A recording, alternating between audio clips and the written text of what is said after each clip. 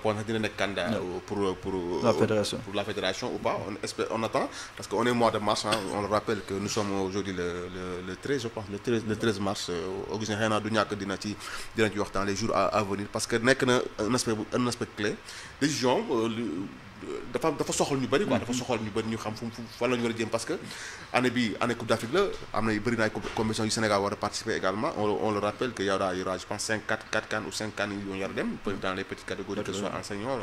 U20 U17 chez les filles également en beach soccer mais également chez les seniors en décembre 2025 mu nekk parenthèse bi nga xamante ne c'était dama bëggoon ñu relever ko c'était important Augustin mais l'autre aspect également Cheikh Sidi que je trouve également important mooy bu ñu jógee ci Sénégal équipe nationale Sénégal jóge nañ fi ñëw ci wax Augustin am na koo xam ne ça concerne toujours les Sénégalais un compatriote bi dem bu choisir diriger la sélection libyenne muy Aliou Cissé qui est parti d'ailleurs qu'il a publié sa première liste hier il a dit je pense qu'il a signé un contrat pour 2 ans d'abord pour 2 premières années le temps que ñu xool ndax si dina am évolution ou pas Aliou Cissé sa présence en Libye yow daf la bett wala bett na ma parce que man ah bon ouais parce que je voyais une autre nation plus forte que la Libye pour Aliou avec tout ce qu'il a fait avec l'équipe nationale du Sénégal. Je pense que pour man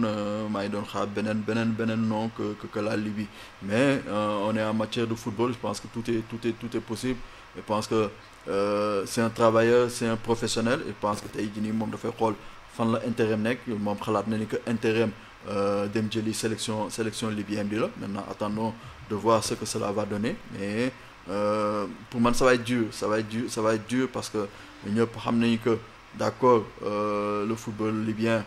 il y a de bonnes choses mais je pense que le football libyen n'est pas au même niveau que le football sénégalais ni le football ivoirien ni le football camerounais et je pense qu'il y a beaucoup de travail à faire là-bas pour franchir un palier ça va être difficile et comme je connais la mentalité des Arabes pour avoir vécu avec eux xam naa ni que ça va être très difficile connaissant le tempérament de Aliou et connaissant la façon de faire des Arabes l'exigence et puis ça peut indi mën na indi yenn tiraillement mais je le souhaite pas je lui souhaite plein succès espère di ko ñaanal li mu fa bëgg a objectif yi ñu ko assigné mu réussir ko parce que c'est un Sénégalais comme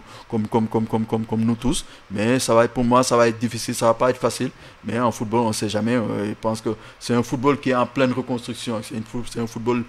libyen qui est en pleine reconstruction par rapport à ce qui se passe là-bas sur le plan politique mais je pense que tey jii nii il a ses idées il est en train de construire son staff on parle même de Youssoupha Dabo comme adjoint et je pense qu'il a besoin de ces personnes pour pouvoir l'accompagner pour réussir sa mission mais tey jii nii aussi moom moo fa nekk Sénégal muy dem foofu tamit ñu koy ñaan su fa demee tamit mu accueillir leen guider leen nekk seen guide et aussi waaw mu nekk njaati gi Aliou espérons que li nga am na solo parce que ñam nañu fàtte woon partie boobu sax que moom il est en Libye que Sénégal fa lay dem également yaa nekk également l'aspect le problème choix yaa ngi wax intérim fa la nekk est-ce que c'est pas un problème choix financier plus que sportif oui bien sûr quand sooy def choix il y a un choix sportif un choix financier peut-être que choix financier bi mooy jiitu mooy ëpp choix sportif bi mais daf si jouer aussi parce que tey jii nii c'est un professionnel su liggéey tamit dafay xool leen loo xam ne que mën na dundal njabootam et assurer ses arrières parce que aussi quand sooy dem si genre pays yooyu comme ay Libye yenn pays je pense que il faut mettre aussi en avant l'aspect financier parce que tey jii nii c'est très important parce que xam na ni que l'aspect sportif n'est pas prioritaire par rapport à ça et aspect sportif aussi daf si jouer parce que tey jii nii par exemple su nekkoon un autre pays bu am meilleure renommée mondiale que la Libye su fay dem c'est sûr que la Libye salaire bu ñu koy fay tey jii nii pays boobu du ko fay pays boobu dina ko fay salaire bu nekk en dessous donc tey jii nii la Libye pour mieux le convaincre ils vont mettre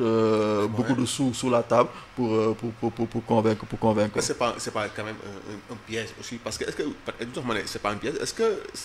Libye Sénégal bon Sénégal lay demande Sénégal temps bu may Aliou Cissé est-ce que Libye dina ko may temps boobu non loolu moo tax c'est pas un piège loolu moo tax sànq ma wax ni que je connais bien la mentalité des pays arabes pour avoir joué là-bas dans certains pays donc xam naa bu baax seen kii ñoom temps d'adaptation ñoom xamuñ temps d'adaptation ñoom affaire yu joni la ñoom donc déjà gis nañu résultat yu Aliou def avec l'équipe nationale Sénégal ils vont se dire que il va faire la même chose avec la Libye mais dans un temps plus réduit parce que tey fii Sénégal on lui a laissé largement le temps de faire ces résultats yu mu def fii mais su demee fale moom ñoom xamuñu loolu ñoom danañ ñëw tey gagné tey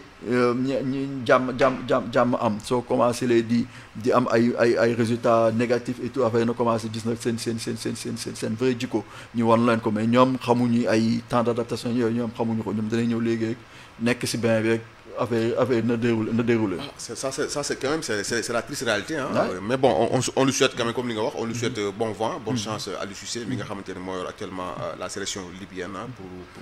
l'objectif mooy pour mu qualifier l'équipe à la prochaine CAN 2027 espérons ñu ko ñaanal fi mu nekk noonu moom mu jëlee fa am fa ndam. C'est sûr dañu clôturer un peu jusque en peut-être quelques 2-3 minutes par rapport ak Jaraaf bi nga nekk. Là ñu ngi deuxième partie de saison bi déjà c'est pas même si Jaraaf est deuxième du championnat mais quand même affaire résultats yi tegloowul victoire yi tegloo parfois nii lay def c'est pas tout ça même si quand même position bi ne c'est pas inquiétant quand même. Non c'est pas inquiétant on est deuxième à 2 points du leader US Gorée. Je pense que tey jii nii on n'a pas été constant par rapport au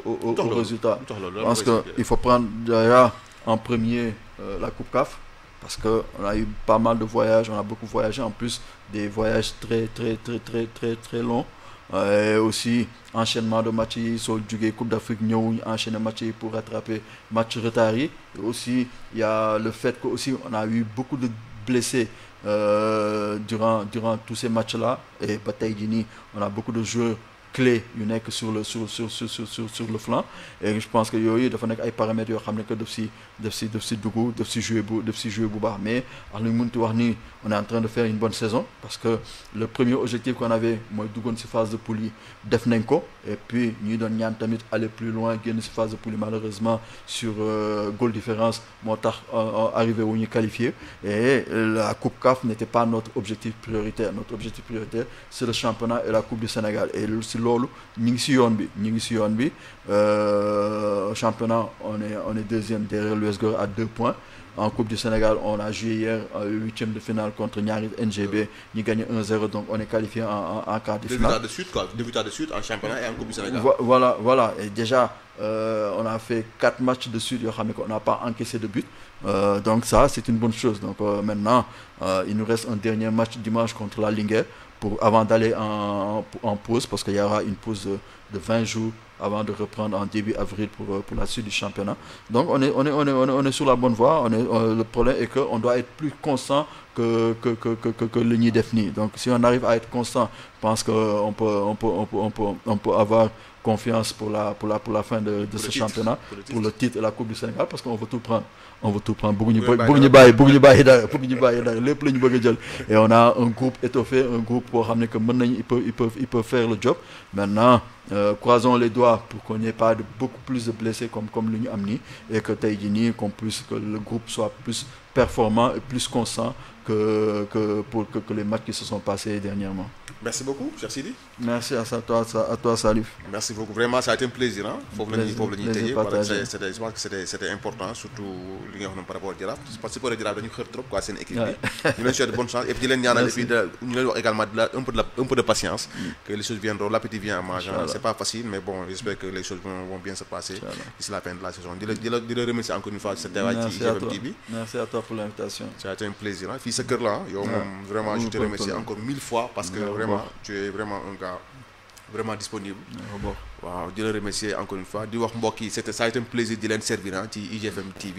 li ñu fi jot a waxtaanee je vous le rappelle un peu par rapport ak ce qui s'est passé actualité wàllu football la liste des Lions départ Aliou Cissé la démission de Augustin Senghor fële au niveau de la présidence de la CAF di leen jox rendez-vous très prochainement ci beneen plateau ak yeneen invité ak pourquoi pas Cheikh Sidi ñëwaat une semaine prochaine ñu defaat également beneen jàngat ci lépp li nga xamante ne moo ëmb lii di actualité sportive mbay wàllu mooy tàggat yaram. di remercier la régie derrière Augustin ak tous les membres de la rédaction de IGFM TV et puis je vous donne rendez-vous à la prochaine inchallah merci et puis Ramadan Moubarak à tout le monde.